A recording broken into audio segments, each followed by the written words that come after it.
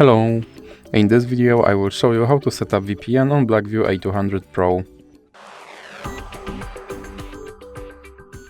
So you have to start by opening your Google Play Store, then click on search bar and type in Turbo VPN and click search. Now you have to select this application and click install.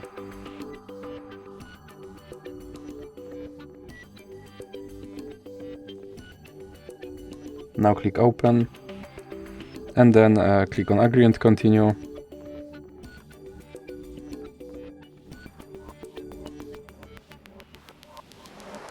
Now you can close this ad,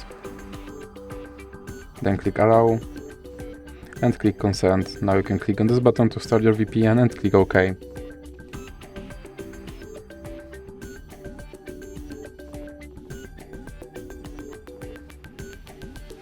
Now you can close this ad, and as you can see, my VPN is now connected to VPN in Canada. So that's it for this video. If you liked it, please remember to leave a like and subscribe.